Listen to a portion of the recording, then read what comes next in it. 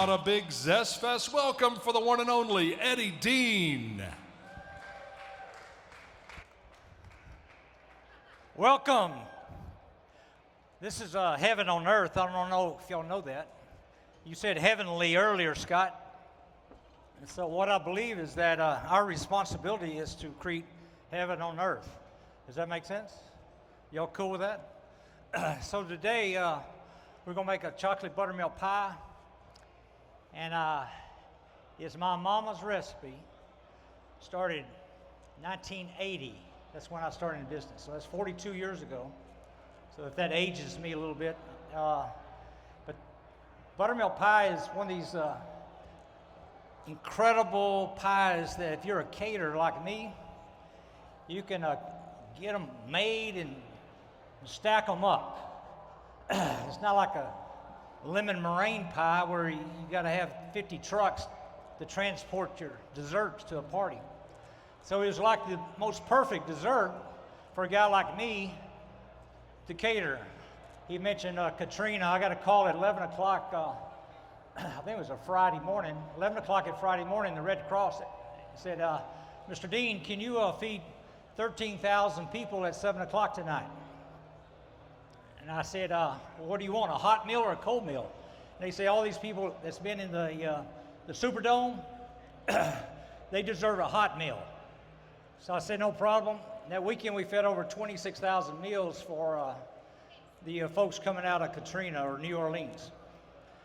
So that's kind of our background a little bit, is we're a caterer, have a few restaurants, but mostly we're known for doing large parties. In fact, Sunday at noon, we got 5,500 hamburgers to cook for First Baptist Church here in downtown Dallas. So y'all can come on down at noon on downtown Dallas, and I'll have some aprons for you. Y'all can come and join us. Not only all the hamburger patties is going to be hot, which is unusual for that many people, but we're going to toast every bun, and every bun is homemade. And we'll feed everybody in about 45 minutes. So other events we've done, so if y'all remember that, there was a competition for votes in Florida, and I think the Supreme Court had to make a decision. Anyway, I got a call at the last minute if we could be in Washington, D.C. So we got up there, and it was quite an adventure. A lot of times I do these parties, or we do these parties, and I have no memory of these parties because I'm so involved in the moment. I'm so engaged with setting a stage for somebody to have a great experience, and so sometimes it's hard for me to lock into the experience itself. So I had like 50 volunteers from my home city of Wills Point that I bussed up there, volunteers, you know, and put them in hotels. And occasionally I'll see somebody from Wills Point, and they'll talk about this inauguration we did in Washington, D.C., and I have no idea what they're talking about. But in their life, that was a huge event. That was something special. That was something incredible. So a big part of my life is Fort Sill, Oklahoma wanted better quality food at Fort Sill. So they asked me to come up there and raise vibrational awareness in the employees so we can have better food for our soldiers. So I asked this question to this staff in the kitchen. What is the soldier willing to give away when they join the service? Ultimately, they decided, their life. And I said, what are you willing to do for somebody else who's willing to die for somebody else? What are you willing to do for that person? And so all of a sudden, they got this epiphany that maybe they need to start cooking from the soul, because before I showed up, it was just food. And so I got people thinking about the experiences of the soldier. And so Army was kind of baffled at how fast we got people to start cooking from the soul.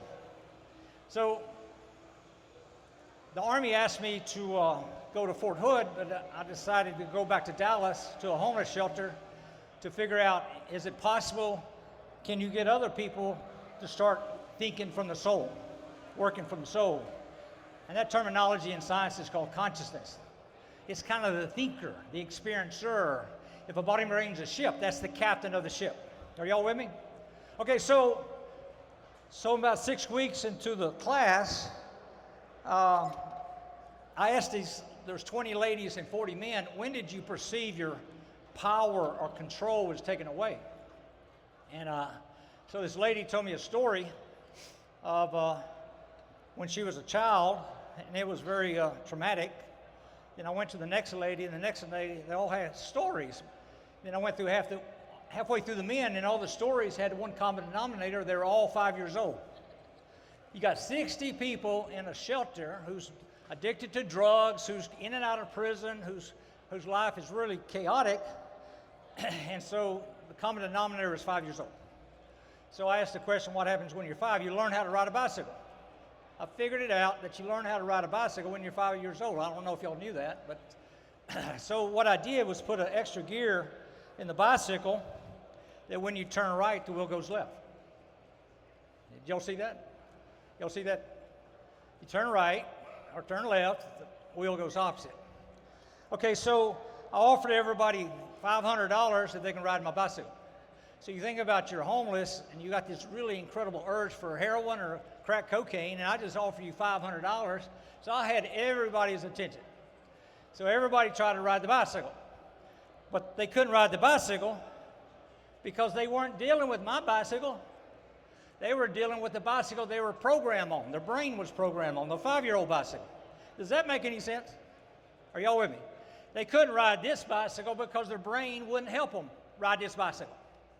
They were going to have to go to the other bicycle where you turn right to go right. So the intent of me building this bicycle is I wanted them to understand that you're not dealing with a physical thing at all. You're not dealing with even my bicycle. You're having to deal with how your brain processes the information of a bicycle, the neurological representation. Does that make any sense? Are y'all with me? So it wasn't a really great idea to learn how to ride a bicycle like this, because when you drive a car, you don't turn right to go left. So I was trying to avoid my brain being able to adapt to this bicycle. It was a bad idea. One of the guys in the shelter had programmed his brain to ride this bicycle, and I'd seen him out to parties, and he'd entertain my guests because it was kind of interesting. But he inherited a motorcycle, and he forgot he was programmed, so he gets on his motorcycle and he crashes it before he can nearly get out of the garage, out of the driveway. So I knew how dangerous this toy is. So I'll see if I can ride it today on this narrow surface. But what you got to do is reprogram your brain to ride this bicycle. So the problem, if you learn how to ride this bicycle, your brain forgets to learn the original bicycle. Does that make sense? Okay, so I didn't like that idea. So I went home the day my brain allowed me to ride this bicycle. It's kind of like the ship allowed the captain to get his wish, if that was your wish, to ride this kind of bicycle. So anyway, I couldn't ride a regular bicycle when I got home. And so that really made me nauseous because you don't turn your car right to go left. You know, it's a dangerous idea. So anyway, I programmed my brain to ride both bicycles. And so what's interesting, when I get on a regular bicycle now, my brain actually thinks I'm still on this one. And so what it'll do, it has to adapt, and it thinks it's going to be on this one, but it'll adjust and go to the other one. Okay, so the question is what does this bicycle have to do with buttermilk pie? Anybody know? Anybody connect the dots yet? Well, why I think this is like heaven on earth is these entrepreneurs here, these people that put their soul into something, is something special. Because you think about them starting their own business or creating their own idea, and they, a lot of times you fail, but you got to keep getting up. So what I was starting to teach in the homeless shelter is you got to believe that you got the power to create the outcome you want.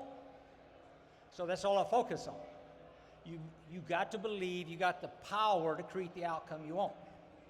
So the lesson is today, you're not dealing with this bicycle, you're dealing with a neurological representation of the bicycle. You're not dealing with its spices, you're dealing with how the brain processes it. If it's really, really hot, your brain is going to fire, right?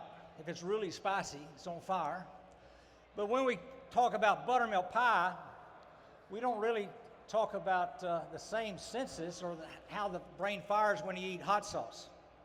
So I started realizing that oxytocin is a neurotransmitter that has to do with passion and love. So that's what we're going to serve today, some oxytocin. Because basically the brain really doesn't produce oxytocin when you eat hot sauce and other things. It'll produce some adrenaline, it'll produce dopamine, maybe some endorphins, but not oxytocin. So I thought today, Scott, you got a little fire of that a while ago. It brought you back to some memories. What was that memory? It was just like my grandmother's chocolate pie from like the 1970s, early 70s. Right. That is oxytocin. Yes, it is. So you're not reacting to the pie that you ate a while ago. You're reacting to the love and the memories of the family. So that's what we do. We use things like pie and jalapenos, all kinds of different things to get people in the shelter to think differently. So I teach them how to cook barbecue. We teach them all kinds of different ideas. So eventually, when they leave the shelter, they have power to create the outcome they want. So we have the fastest class workshop that actually rewires a brain. This is just nothing but brain rewiring if you can ride this bicycle. Does anybody want to give it this shot? You want to try this bicycle? You got to believe you got the power to do this. Come on, just come on. I'm going to do everybody a favor. I'm going to take it off this stage so you don't come flying off the stage. Okay, so what you got to do is just turn right to go left. All right. And when you get through, just lay it right here and see if you can.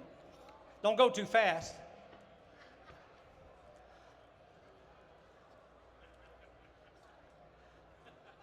So, y'all see what's happening? His brain is programmed to the other bicycle. Y'all see that? Y'all see that? He can't ride this one because his brain is wired to the other bicycle. That's good. See? What's your name? Jody? Cody. All right, Cody. Well, that was fun, wasn't it? Oh, very much. I mean, you look at all these people. Usually it's 700 people out here watching this, so you got lucky today.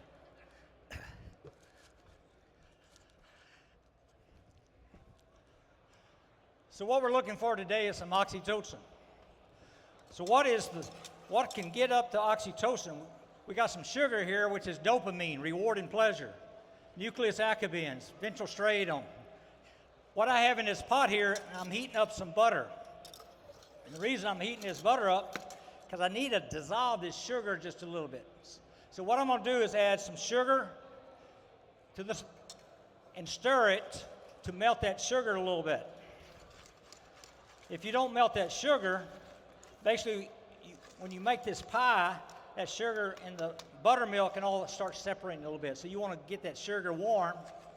And so we put that sugar in there and add this flour. That was 2 sticks of butter, 2 cups of sugar, and a half a cup of flour. And since we're going to make chocolate buttermilk pie, what do we need? We need some cocoa. Everybody with me? See how easy that was? Cody, you could have done this. I know you can't ride this, but you could have done this. You got to believe you got the power to make a buttermilk pie when you get home. Now, if you want to make a buttermilk pie, what you got to do is cut back on your butter just a little bit and no cocoa. As soon as you add that cocoa, you know what it does to buttermilk pie? Makes it chocolate. Yeah, it's chocolate. I mean, this is not going to be a difficult workshop for you guys. So anyway, we're mixing this up. I don't know if they got this on the screen or. So we got this sugar, butter, cocoa flour mixture mixing up.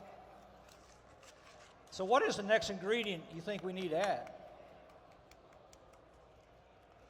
Buttermilk. Buttermilk. If you ever get, my 5th grade school teacher told me one time that if you ever get sour milk at the grocery store, just add some vinegar and you got buttermilk. Otherwise, take the sour milk back and get your money back. I don't know if y'all ever been to the store to buy milk and got sour milk. If you ever hired a plumber and he shows up and he does a lousy job, that's kind of like sour milk, right? You know, you carry your car down to the mechanic and they don't fix it, or you hire an electrician to come out. I'm sure a lot of you folks out there has got some sour milk some way or somehow. So we got 1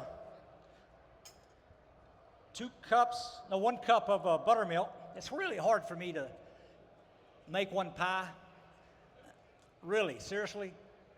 Typically we're making hundreds of pies at a time, big things going on. So for me to break all these pies down and down to this one pie, I want you to understand it was a lot of work.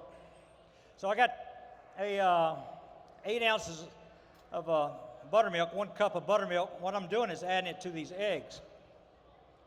Now, if this is really hot, we don't want scrambled eggs. Does that make sense? Are y'all with me? So I'm gonna mix this up a little bit, and what I'll do is just add it to my mixture here. Typically, this is going down in a big mixer, but I feel like I got the power to stir this up. Any questions, Scott? You got anybody got a question out there so far? Hey, Cody, usually I offer the $500. I'm sorry I didn't offer that $500. I forgot to. But we saw the outcome. If anyone has any questions of Mr. Deen, while Phil Donahue my way around the crowd here, just say the word. Usually I'm up here talking about brisket. That'd be great Yeah, too. you know. But Miss Bagarosa, she wanted this some pie recipe. So I this said is you're gonna be up here to listen. I'm gonna be too busy. it's a command performance. You had a special request. A special request for this pie, and she's not up here to watch this, but she's got the video. So y'all can go back later and kind of understand what I'm doing. What I'll probably do is send this recipe to ZestFest and they can put it on their website. But John, is that okay? You take care of that? Okay, so I got all these ingredients in this pie, and so, but you got to have some Watkins pure vanilla extract. Y'all remember Watkins? Is anybody here? The guy drives out to your house and has all his seasonings and brooms and everything in the back of the station wagon. When I was a little kid, he would come out once a month and see my mom, and she'd just stock up the pantry with Watkins stuff, seasoning. And I saw this at Walmart a while ago, and I said, man, that's a story by itself. This goes back to when you're a kid. So it's all about experiences. I'm gonna put a tablespoon of Watkins vanilla extract in here. And there you go, that's it. That's the whole kit and caboodle. So we poured it in this pie shell, and we're gonna cook it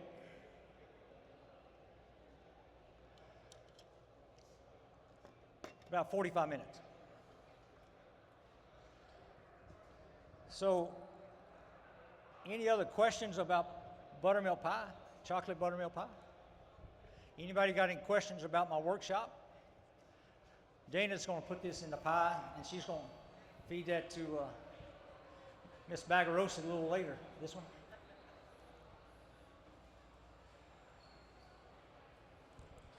Any questions, folks? Just raise your hand. I'll come over there to you about the homeless shelter, about the bicycle, about buttermilk pie. We, the governor's office, a few years before a year before the pandemic, called the chief of staff, who called the head of prisons, Brian Collier of Texas Prison. They're wanting my workshop inside the prison. So I'm excited to get back to work after this pandemic, get back into prisons and start interacting with the inmates. So our program, it takes about 10 hours actually to fix the thought processing, but it's me being very interactive with the individual. So we're also, I bought 55 acres south of Wills Point this year. What we're going to do is build Hoodagogy Ranch. Are y'all familiar with Hoodagogy, what it means? Have y'all ever heard the word pedagogy? Okay, Hoodagogy is the opposite of pedagogy. Okay, so pedagogy, what it's all about is we're going to teach you math and science and reading until about 95% of the class hates math, science, and reading. That's pedagogy. It's coming from the educational word called educare, E-D-U-C-A-R-E. So what we're doing is creating hudagogy. This word was coined 22 years ago in Australia to represent the opposite of pedagogy, but it comes from the word educere, E-D-U-C-E-R-E. Educere says we believe there's a pianist in you. What we're going to do is set the stage for the pianist to unfold. All right, hudagogy means self-determinism. You're the pianist, you're in charge. So we flip the class where basically kids teach piano. The teachers are the learners in the class. So when you flip the class, they become the learners. So I asked this question many years ago, 20 years ago. Have you ever bought milk in a grocery store? Who says they bought milk in a grocery store? Raise your hand. That's a lie. I already went over this one time. If the milk was sour, did you get what you wanted? I saw some, yeah. All right, so are you going to the store to buy milk or benefits of milk? Because if you just want milk, you'd be happy with sour milk. Did you want milk or the benefits of the milk? Benefits. So the next question in the shelter, did you have a father? They would say, yeah. Did you get the benefits of a father? I never met anybody in prison or homeless shelters that got the benefits of a father. Never. Hadn't happened. We're talking about thousands and thousands of people. So the last question is, I'm an employer. Do I need employees or the benefits of employees? What do you say now? Benefits. I see the words. Okay, so now you got to explain to me how you're going to be a benefit. So what we did was just flip the class to the student becoming the teacher. Now he's got to explain, so only the explainers learn. So this is how we do what we do. We flip the class where the learners are teaching. And guess who learns the fast? Is the teacher. Because they got to figure out how to get somebody else to understand it. So all of a sudden we flip classes, and that's called educere, where it's kind of like a butterfly's in a caterpillar. If it's not in the caterpillar, where is it? It's got to come from within. So we believe that basically the earth is basically a place to create heaven because it's a creative stage, it's a creative environment. So we can actually create love, joy, and peace. But what happens in some of these other institutions created by authoritarianism or top-down command and control, basically it's all about being obedient and compliant to the authorities, or somebody wearing boots and spurs and they're expecting you to wear a saddle bra and a bit. So the educere model, hudagogy model, is taking all the weapons, all the boots and spurs, saddle bra and a bit out of the system, where the superintendent is serving the teacher serving the kids, and they're making art. So I'm starting to get this idea downloaded in schools. So you're going to start seeing hudagogy as a concept that's going to be in the future. So the idea is to take 10% of the pedagogy school money, which is around 10% is about $100 a month. And what we'll do is create a custodial investment account for kids. So let's say you got a kindergartner, a grandkid in kindergarten. They get this letter and say, well, I got $100, I got to invest. So why do we want these kids investing? We want them to have intrinsic value, and the way you do that, you look for value in system, intrinsic value. You look for how the system of a business interacts. And you got to start measuring, is that interaction benevolent, or is it negative? Does that make sense? So the idea with teaching kids how to be benevolent and look for systems that really works and where they want to invest in, and that will be the future. So basically, if you don't invest your $100 the first month, you lose it, but you get another $100 next month. So if you take 55 million students in American public schools, that first month would be 5.5 billion. Imagine all these students across America buying an NFL expansion team. It'd look like the Green Bay Packers. They'd be investors. So the idea, an investor has intrinsic value because they have self-interest. And Adam Smith in 1776, he said that orderly society is created by people who have self-interest, self-value. So what will this do in public schools? It'll eliminate mass shootings If you're sitting on $50,000 in your investment account, why would you go on and take guns to school and shoot up the fourth graders? All of a sudden, you're looking for intrinsic value. You don't see the value of taking value from somebody else because you have internal value. Are y'all with me? Are y'all for that? It's going to be tough because you're going to take budget that's supposed to be the benefit for a child and actually give it to the child that benefits from it to invest. And we're going to hold that investment account till at least 25 or 30 years old so they don't start buying Nike shoes when they're turned 16 or 17 years old. Is that cool? All right, y'all ready for some slice of pie? Y'all ready? Yes, all right. Where's my help? Dana.